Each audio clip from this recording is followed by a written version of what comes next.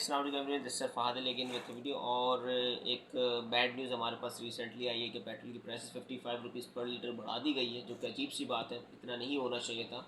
और इसका सबसे प्राइमरी रीज़न बताया जा रहा है कि ईरान की जो वॉर चल रही है अमेरिका और इसराइल के साथ, तो स्ट्रेट ऑफ हार्मुज़ का जो रास्ता है जहाँ से नॉर्मली क्रूड ऑयल आता आता था डिफरेंट कंट्रीज़ में ऑल ओवर द वर्ल्ड, वो ईरान ने बंद कर दिया है और उसकी वजह से जो प्राइसेस बढ़ाई जा रही है। लेकिन सबसे पहला सवाल, न्यूज़ पे आपने देखा होगा, सबसे पहली चीज़ ये लिखी आ रही थी कि 28 दिन का ज़ख़ीरा अभी मौजूद है, 28 दिन तक पाकिस्तान के पास पेट्रोल मौजूद है।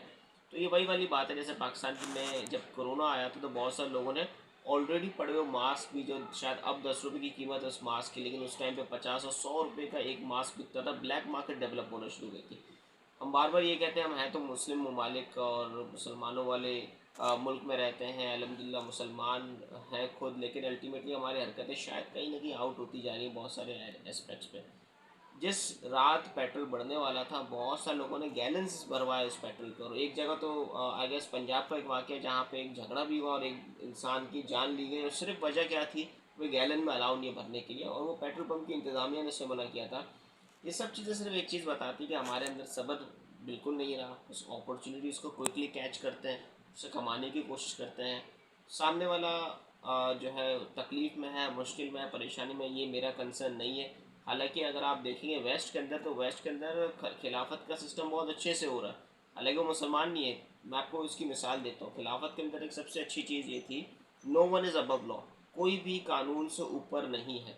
यही हो रहा है, आप किसी भी मुल्क को उठा ले, किसी भी डेवलप कंट्री को उठा के देख ले, वहाँ वो कानून के सामने बड़े से बड़े लोगों को भी लेकर आ जाते हैं, ऐसे जैसे वहाँ आम मुलजिम है जिनके ऊपर कोई ना कोई चार्ज लगाओ। लेकिन अगर हम बात करते हैं पाकिस्तान में या हमारे जैसे ममालिक में, बांग्लादेश वगैरह में, तो वहाँ क्या होता है, हर दूसरे एंगल पे कोई ना कोई इन्फ्लुएंस होता है, कोई सोर्स होता है, कोई पावर होती है, और फिर 4 दिन 6 दिन बाद वो खबर मीडिया से चली आती है और मामला ठंडा हो जाता है। इसी तरह पेट्रोल का मामला भी। लेकिन अगर आप बात करते हैं पेट्रोल के कॉन्सिक्वेंसेस की, ऑब्वियसली आपको ये सब चीज़ें तो दूसरे डिफरेंट चैनल्स पे मिलेंगी, डिफरेंट वीडियोस में मिलेंगी। अगर मैं बात करूँ आपके साथ कॉन्सिक्वेंसेस की कि इसकी वजह से होगा क्या, देखिए पाकिस्तान वैसे इन्फ्लेशन के साथ एक ज़माने से लड़ रहा है, तो अब क्या होगा, हाइपर इन्फ्लेशन होगी। पेट्रोल के बढ़ने की वजह से हर चीज़ महंगी होगी, एक ट्रांसपोर्टेशन का ट्रिकल डाउन इफेक्ट होगा सारी चीज़ों के ऊपर। आपके खाने पीने की चीज़ें महंगी होंगी, और हर दूसरा बंदा जिसका पेट्रोल से कोई लेना देना नहीं है, हो सकता है इक्का दुक्का लोग ऐसे जिसका लेना देना पेट्रोल से ना हो। इसकी मैं मिसाल, टेलर, अगर टेलर घर से बाइक पे आता है तो उसकी नॉर्मल ट्रैवलिंग तो रोज़ की वही है, वो भी अब सूट के पैसे ये बोल के बढ़ा देंगे भाई पेट्रोल महंगा हो गया, जो कि एक अजीब सी बात है, अनरियलिस्टिक सी बात है। क्योंकि मैंने आपको शुरू में बताया ना वीडियो के, हम सारे अपॉर्चुनिस्टिक लोग हैं, मौके से फ़ायदा उठाना चाहते हैं, क्विक मनी चाहिए, शॉर्ट चाहिए, सही गलत बाद में सोचेंगे, बस मेरा हो जाए मामला, फिर उसके बाद हम सोचेंगे क्या गलत था क्या सही था। और हमसे आप बातें करें तो हम सारी चीज़ें हुक्मरानों के ऊपर, सारी चीज़ें दूसरों के ऊपर, और सबसे बड़ा अलमिया हमारा यही है, हम रिस्पॉन्सिबिलिटी को खुद एक्सेप्ट नहीं करते। गवर्नमेंट जॉब्स हो गई या किसी भी इदारे के अंदर आप एम्प्लॉय होते हैं तो यू आर एन इंडिविजुअल, आपने खुद से अकाउंटेबिलिटी करनी है। लेकिन हम सारी चीज़ें उठा के हुकूमत पर डाल देते हैं, क्योंकि कोई एक एक्सटर्नल फैक्टर है, और हुकूमत से कौन अकाउंटेबिलिटी लेगा। जब आपसे पूछा जाएगा आप क्यों नहीं अकाउंटेबल करते, तो आप कहेंगे भाई मेरे इख्तियार में नहीं है, और ये सब बड़ी बड़ी बातें, ताकि हमें कोई एक्शन ना लेना पड़े।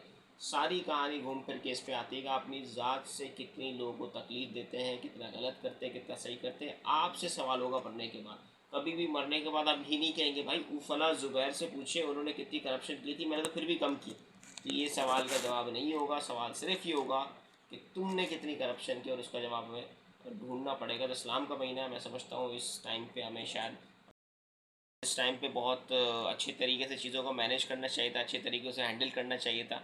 और एक तरफ तो एक्सट्रीम दिखता है जहाँ लोगों को फ्री में इफ्तारियाँ करवाई जाती हैं, दस्तरखान सजाए जाते हैं, लोगों की मदद की जाती है। दूसरी तरफ ये एक्सट्रीम दिखता है कि पेट्रोल गैलन्स के अंदर भर के सिर्फ इसलिए स्टॉक किया जा रहा है कि कल कला कोई ब्लैक में बेचा जा सके, और इसके पीछे हुकूमत नहीं है, इसके पीछे हम ही लोग हैं। हाँ, हुकूमत का एक शायद क्रिटिक मैं कह सकता हूँ यहाँ पे ये है कि पुराने स्टॉक वाले पेट्रोल के ऊपर प्राइसेस बढ़ी, तो जो पेट्रोल लेट सपोज आया सस्ता था, उसको ऑलरेडी प्रॉफिट हो रहा था गवर्नमेंट को, लेकिन उन्होंने उसी पे पैसे बढ़ा के प्रॉफिट अपना बढ़ा दिया। एक आवाज़ ये भी आती है कि आईएमएफ का कोवेनेंट था, एक कंडीशन थी आईएमएफ की जो कि हमें फुलफ़िल करनी थी, तो आज नहीं तो कल हुकूमत ने करनी थी, हुकूमत ने अपॉर्चुनिटी ढूंढी और उन्होंने कर ली। देखिए एक चीज़ याद रखिएगा, जो लोग इस तरह की बात करें आईएमएफ की, मैं आईएमएफ के साथ नहीं हूँ, ना ही इस बात को डिफेंड करता हूँ। मैं सिर्फ उन लोगों से एक सवाल करता हूँ कि भाई मुझे कोई ऐसा मैकेनिज़्म दो जिससे मुल्क अपने पैरों पर खड़ा हो जाए, ताकि हम किसी चीज़ का हल निकाल सकें। क्रिटिक तो हर दूसरा बंदा करता है ना, तो हम हल किस तरह निकालें चीज़ों का, उस हल निकालने के बाद ही कोई बात बन सकती है। मैं कहूँ कि मैं IMF की बातें ना मानूँ, पहले उनसे लोन ले लेता हूँ, फिर बात नहीं मानता, ऐसा कभी भी नहीं होगा। आपका दोस्त भी आपको लोन देता है तो वो भी आपको 4 बातें सुनाता है और अपने हिसाब से चीज़ें करवाता है आपसे, ठीक है, क्योंकि इंटरेस्ट होगा तो लोन मिलेगा ना, वरना क्या फ़ायदा लोन का। तो आपको एक स्ट्रक्चरल प्रोग्राम बताना चाहिए जिससे पाकिस्तान ऐसा हो जाए कि कभी ज़िंदगी में उसे लोन की ज़रूरत ना पड़े।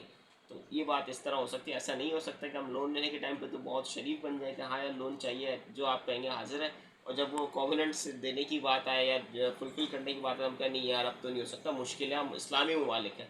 तो इन सब चीज़ों पर गौर करने की ज़रूरत है। कोई बात आपको समझ आई हो, कोई बात आप ऐड करना चाहते हो, लाजमी कमेंट कीजिएगा, मेरे नॉलेज में इजाफा कीजिएगा।